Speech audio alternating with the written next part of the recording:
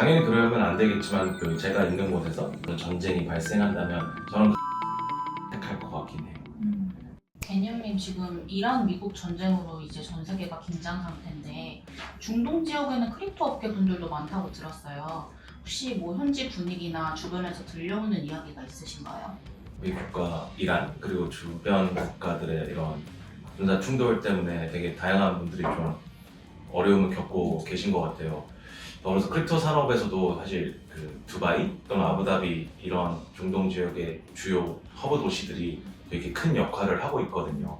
특히 뭐 2023년, 4년 스위스, 싱가포르에 이어서 이제 두바이가 또는 아부다비가 어떤 크립토 사업을 일으키거나 또는 운영하거나 또는 활동하는데도 되게 주요한 지역이라는 평가를 많이 받았어서 한국 분들도 되게 이주하신 분들도 되게 많고 아부다비나 두바이 법인을 설립하신 회사들도 되게 많으신 걸로 알고 있는데 사실 이런 청천벽력 같은 소식 또는 사건들이 일어나면서 되게 어려움을 많이 겪고 있다고 생각을 해요.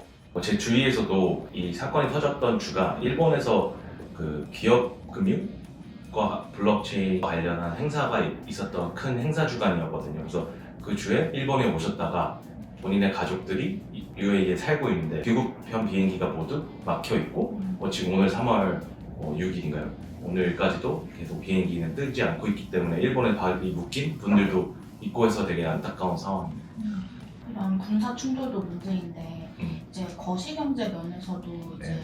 좀 이번 전쟁에서 우려되는 사안이 있으신지 개념 네. 의견이 궁금합니다. 뭐 당연히 그렇죠. 사실 2020년 이후에 있었던 가장 큰 군사 충돌 중에 하나라고 생각을 하고 더불어 아직까지도 뭐 러시아 우크라이나 전쟁이 끝나지 않은 상황에서 그 전선이 계속 넓어지고 있는 상황이라는 점이 사실 되게 좀 놀랍기도 하고 이게 2026년에 있을 수 있는 일인가? 라는 생각에 다들 공감하실 것 같아요.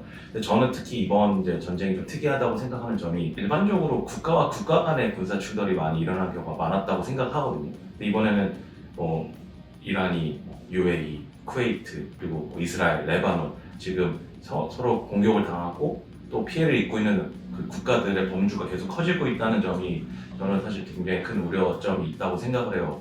이 관점에서 사실 매크로 경제에 주는 영향도 굉장히 크죠. 우선 원유의 가격이 굉장히 변동폭이 커지고 있고 저도 오늘 아침 신문에서 한국의 주유소에서 파는 이제 기름 가격이 되게 오르고 있다 이런 점들은 우리의 실생활에도 많이 영향을 주는 것 같고 또 이란에서 이제 호르무즈 해협을 봉쇄 조치를 했기 때문에 앞으로 원유 가격이 계속 이제 등락을 할 것이다라는 거는 일반적으로 사실 공감하고 있는 상황인 것 같아요. 더불어서 그 군사 충돌이 발생한 주말 이후에 비트코인을 포함한 가상자산의 가격이 폭락을 했다. 이제 잠시 좀 회복하고 있는 상황이기도 하고 그 바로 이제 월요일에 있었던 나스닥 또는 국내를 포함한 주요국 증시에서도 굉장히 큰 등락을 보여줬기 때문에 사실 지금 어떤 투자자들도 사실 한치 앞을 내다볼 수 없는 그런 좀 불확실한 상황이 아닌가라고 생각하고 제 개인조차도 약간 투자를 어떻게 해야 되지 또는 어떤 포지션을 취해야 되지 이런 것들에 대한 좀 고민이 사실 좀 깊어져 있는 상황이긴 합니다. 지금 투자 얘기를 해주셨는데 이제 전쟁 때문에 주식과 비트코인이 많이 급락을 했잖아요. 혹시 어떻게 그 반응 양상을 좀 지켜보셨나요? 둘의 차이점 같은 게 있었나요? 이 사건이 금요일날 한국 시간으로는 저녁에 일어났기 때문에 이미 국내 증시와 닫혀 있었던 상황이에요. 그래서 국내 증시는 즉각적으로 영향을 받지 않았지만 가상자산 시장은 24시간 열려 있잖아요. 그러다 보니까 가장 먼저 비트코인을 포함한 가상자산의 영향을 가장 먼저 받았던 것 같아요. 그래서 더불어 이제 비트코인 같은나 가상자산 같은 경우에는 레버리지 트레이딩, 돈을 빌려서 트레이딩하는 비율이 되게 높기 때문에 이런 하락폭에 더 민감하게 반응하고 일부 이제 하락이 일어났을 때 이제 레버리지를 과도하게 쓰셨던 분들은 또 청산을 당하는 이런 일들도 일어납니다. 그럼 비트코인에는 레버리지 투자를 하는 사람들의 비율이 높기 때문에 급락에 더 많이 영향을 미쳤다고 이해하면 되는 건가요? 저는 분명히 영향을 줬다고 생각해요. 왜냐면 일반적으로 이제 안전자산의 대표라고 할 수 있는 금과 같은 경우에는 현물 투자 비중이 레버리지 트레이딩이나 파생 상품 투자보다 비율이 훨씬 높아요. 이에 반면에 뭐 예를 들어 비트코인 같은 경우에는 선물 투자가 선물도 파생상품이자 레버리지 투자의 일종이거든요. 선물 투자가 현물 투자의 5에서 6배 더 많은 상황이기 때문에 이런 장의 변동폭이 훨씬 클수록 비트코인의 가격은 더 민감하게 작용할 수밖에 없습니다. 그러면은 전쟁이 터졌을 때 보통 뭐 금을 사야 된다. 이게 바로 안전 자산이기 때문에 그런 말이 오는 것 같은데 데니얼님은 개인적으로는 이런 현상에 대해서는 어떻게 생각하세요? 위기가 발생하거나 불확실성이 되게 많아졌을 때 앞으로 어떤 일이 벌어질지 모를 때 그 안전한 자산 또 안전한 루트를 선택하는 건 인간의 기본적인 심리인 것 같아요. 그래서 투자 시장에서도 이번과 같이 전쟁이 발생하면 당연히 이 자산이 떨어지지 않을 것에 더 많은 높은 베팅을 하는 게 사람의 일반적인 심리라고 생각을 합니다. 근데 다만 뭐 비트코인 얘기를 좀 하자면 사실 비트코인의 역사는 15년 그리고 다른 가상자산의 역사도 길어봤자 10년 짧게는 뭐 오래 출시된 뭐 코인이나 토큰도 있잖아요. 그렇기 때문에 과거 4, 50년간 그 안전자산의 역할을 했던 금의 어떤 위치를 위협하기에는 여전히 시간이 좀 많이 걸리는 것 같다라고 생각을 하고 있습니다. 근데 개인적으로는 그 가상자산의 위치가 점차 상승되고 있다고 느끼고 있는데 왜냐면 사건이 일어났었던 금, 토, 일 이후에 비트코인은 다소 하락을 했지만 또 지금 계속 반등 추세에 있어요. 그래서 하방 지지세가 확실히 존재하고 있는 것 같다. 그래서 과거처럼 패닉 셀링이 돼서 장이 뭐 50%, 60%, 70% 하락하는 일은 이번에 비트코인에는 발생하지 않았다라는 점에서 가상자산이 점점 주류 투자 자산으로 자리를 잡아가는 과정 속에 있다라고 생각하고 있습니다. 아까 이제 비트코인이 안전자산은 아니지만 가상자산 내에서는 마치 금과 같은 역할을 한다고 하셨는데 가상자산 내에서가 아닌 전체 화폐 시장에서도 이 비트코인이 안전자산이 되는 날이 올 거라고 생각을 하시는지. 저는 혹시 제 살아생전에는 올 거라고 생각을 하고 있고요. 그렇게 되려면은 어떤 변화가 있어야 돼요? 지금이랑 뭐가 달라져야 되나요?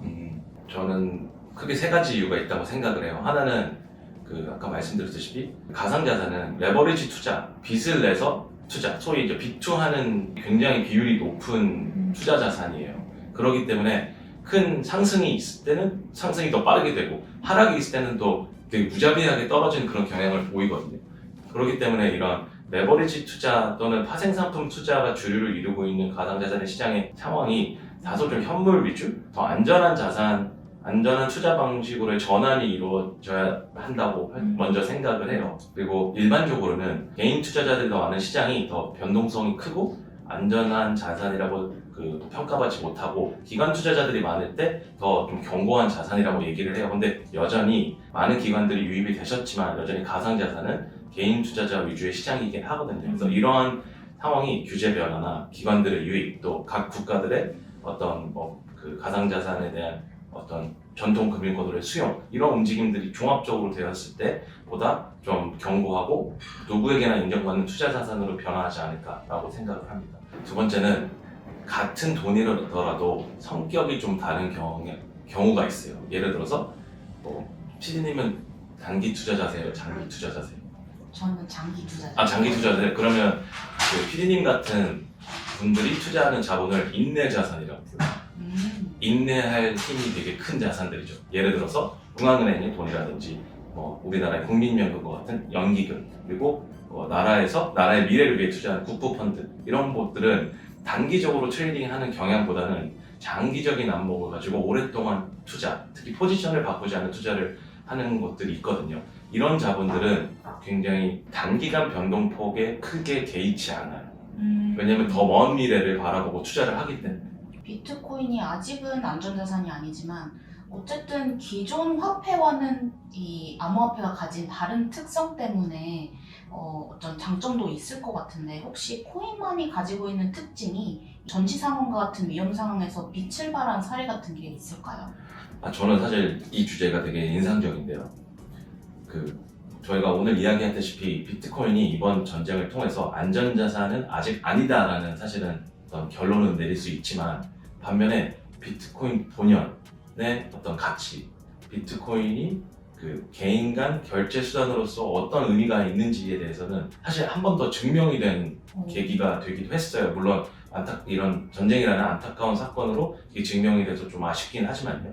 왜냐하면 그 러시아 우크라이나 전쟁 때도 우크라이나 정부가 갑자기 이런 이변이 발생을 하니까 사람들이 은행에서 돈을 갑자기 막 인출하고 뱅크런이 발생할 수 있는 그런 여지가 좀 있었거든요. 그러기 위해서 중앙은행에서 우크라이나 사람들의 돈이 해외로 인출되는 것을 우선 막았고, 한 사람이 은행이나 ATM 기기에서 뽑을 수 있는 현금의 한도도 지정을 해버렸어요. 그러다 보니까 사람들은 굉장히 좀 당황을 한 거죠. 내가 아주 피땀 흘려 돈 번을 가지고 나갈 수 없거나 내 소유로 갈 수가 없다는 그런 위기감.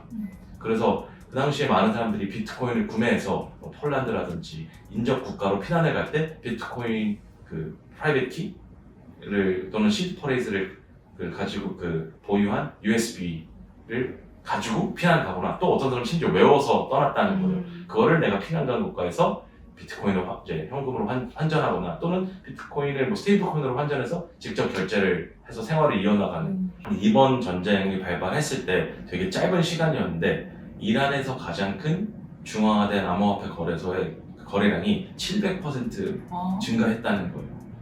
그래서 분명히 어떤 거대한 투자 기관 또는 금융기관들의 비트코인을 어떤 디지털 골드, 안전 자산으로 바라보는 움직임은 여전히 그 과정 속에 있다고 볼 수 있지만, 어떤 개인 단에서 이런 큰 위기가 닥쳤을 때 내 자산, 내 재산을 지키기 위해서 가상자산을 채택하는 그런 움직임은 되게 빠르게 일어난 것 같아요.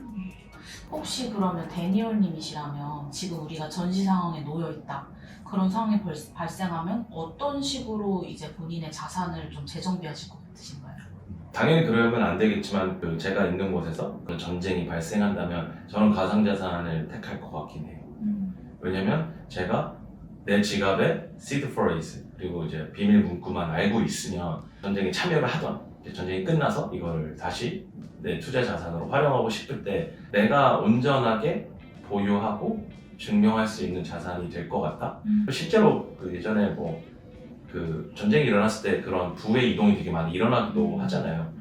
그래서 뭐 국가가 관리하는, 이제 국가가 인가하는 그런 자산들, 부동산, 차 이런 거는 굉장히 복잡할 것 같다는 생각은 막연하게 들어요.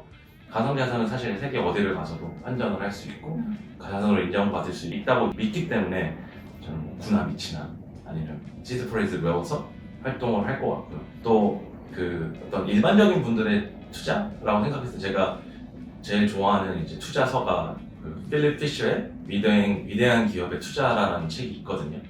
근데 그 책에서 보면 전쟁 챕터가 있어요. 근데 전쟁이 나면 안타깝게도 자산을 매수하라는 이런 문구가 있거든요. 왜냐면 전쟁이 나면 당연히 그 전쟁을 진행하고 있는 국가에서는 그 군비를 더 늘리고 더 많은 돈을 써서 이 전쟁에 참여하기 때문에 당연히 인플레이션이 발생하고, 이런 전쟁과 둘러싼 어떤 기술 기업, 전쟁과 관련된 방산 기업들은 또 주가가 오르는 경향이 있거든요. 그래서 만약 여러분들이 장기적인 투자자이고 가치 투자자이시라면 저는 그 전쟁이라는 그 안타까운 이런 위기 상황 속에도 냉철하게 투자 판단을 내리셔야 한다고 생각을 합니다. 오늘 전쟁 상황에서 암호화폐의 역할에 대해서 많은 이야기 들려주셨는데 마지막으로 남기고 싶은 말 한마디 부탁드립니다. 어쨌든 저는 여러분들에게 가상자산, 크립토 산업에 대한 이야기를 해야 된다고 생각하는데, 저는 뉴스에서는 막 이번 전쟁으로 인해서 비트코인이 하락을 했다, 또 위기가 고조됐다 하지만 저는 오히려 되게 아이러니컬하게 이번에 가상자산의 위치나 역할이 더 증대된 그런 주간이었다고 생각을 해요.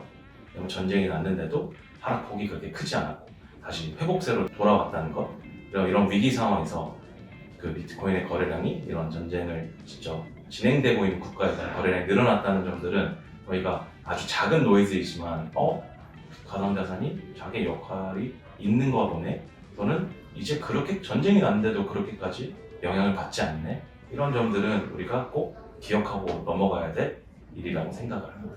도움이 되셨다면 구독, 좋아요, 알림 설정 부탁드립니다. 감사합니다.